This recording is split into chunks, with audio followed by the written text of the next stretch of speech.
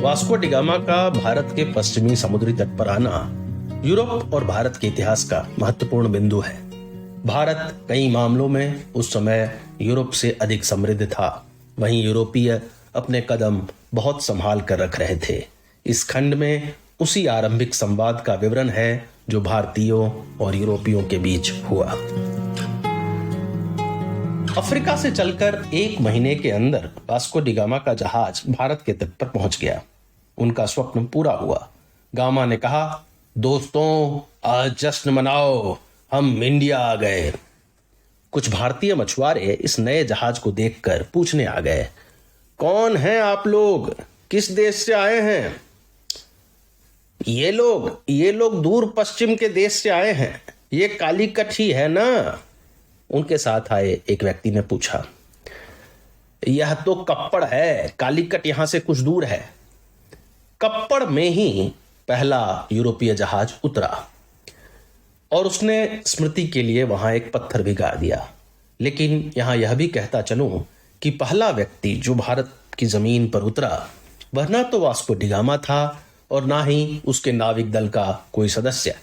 यह एक गुमनाम कैदी था जिसे वे पुर्तगाल के जेल से उठाकर लाए थे।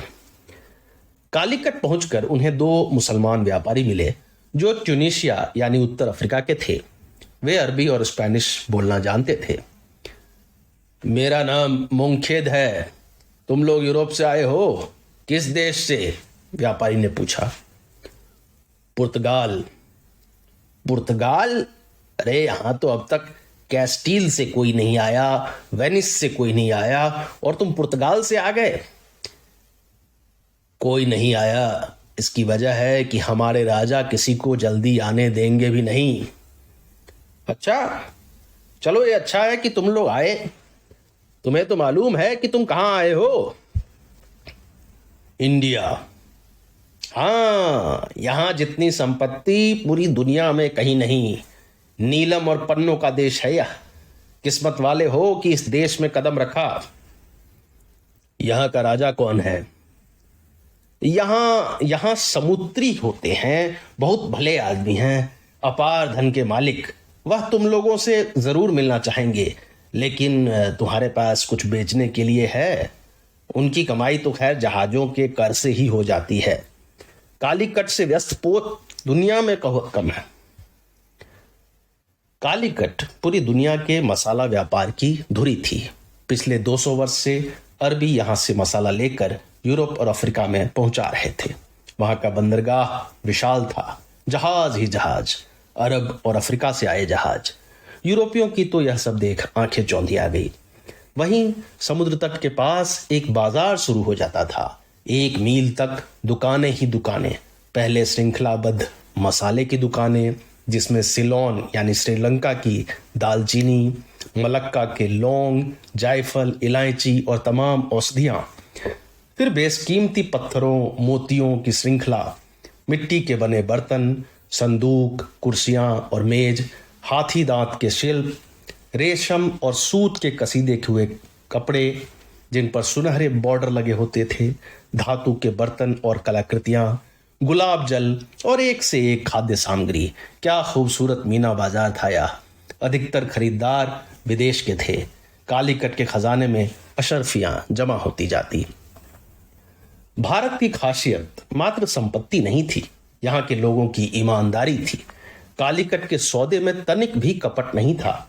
एक अरबी व्यापारी मक्का से सोने लाद कर लाया। उसका जहाज कुछ क्षतिग्रस्त था तो उसने सोना समुद्री के पास जमा करा दिया। उसके वापस लौटने पर वह सोना ज्यों का त्यों लौटा दिया गया। वास्को डिगामा की प्रथम यात्रा विवरण में एक बड़ी त्रुटि है कि वे भारतीय धर्मस्थलों को गिरजाघर समझ बैठे। उन्हें लगा कि यहां भी यीशु और मैरी की ही मूर्ति बनाकर पूजा हो जाएगी। हास्यास्पद यह है कि एक स्थान पर वर्णित है, भारत के कुछ ईसाई सर मुंडाकर शिखा रखते थे। हालांकि मुसलमानों के रेशमी टोपी और लंबे कुर्ते का विवरण बिल्कुल ठीक है।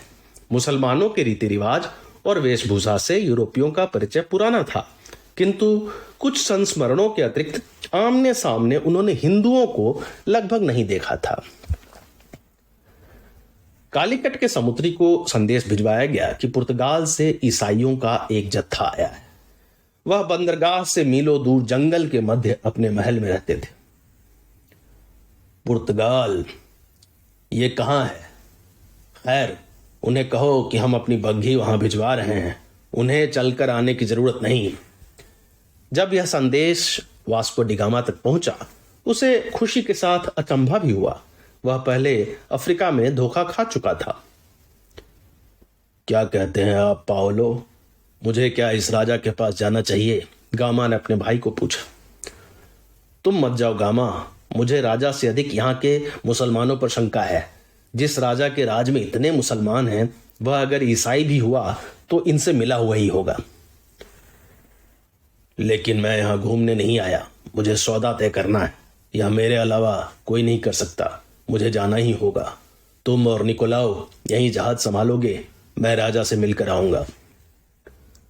28 मई 1498। वास्को डी गामा अपने शाही कमांडर लिबास में सज धज कर तैयार हुआ। अपने 13 अनुचरों के साथ एक छोटी नाव पर राजमहल की ओर रवाना हुआ। कालीकट के वली यानी गवर्नर उसके स्वागत में खड़े थे। उसके पीछे कालीकट के 200 सिपाहियों की फौज थी। उन्होंने घुटनों तक धोती पहनी थी, कमर के ऊपर वस्त्र नहीं थे और उनकी चोटी लटक रही थी। सबके हाथ में तलवार या खंजर मौजूद था। वे सभी पतले, लंबे और शक्तिशाली दिख रहे थे। गामा को एक शाही बग्घी में बिठाकर राजमहल ले जाया गया। रास्ते में एक जगह नाश्ता करते हुए पहली बार यूरोपियों ने ऐसा घर देखा जिसकी मिट्टी की फर्श पर गोबर लीपा था और सफाई का खास ख्याल रखा गया था। यह पूरा इलाका सुंदर बगीचों और बड़े बंगलों से सुसज्जित था। समृद्धि पग पग पर झलक रही थी। प्रजा इतनी संपन्न थी तो राजा कितना संपन्न होगा, यह सोचकर गामा मन ही मन आशान्वित था। यहां भी वे किसी मंदिर को संभवतः गिरजाघर समझ बैठे। लिखा है कि उसके प्रांगण में कांसे का स्तंभ था जिसके ऊपर एक चिड़िया की आकृति बनी थी। उसके द्वार पर 7 घंटियां लटक रही थी। वहां उन्होंने एक देवी की मूर्ति देखी जिन्हें वे वर्जिन मैरी समझ बैठे। इसके आगे जर्नल में लिखा है, उस प्रांगण में कुछ काफी मौजूद थे जिनके गंधे से धागे लटक रहे थे। माथे, छाती, गर्दन और बाहों पर भभूत लगा था और उन पर जल छिड़क रहे थे। गामा ने उतरकर वहां यीशु के नाम में शीश झुकाया।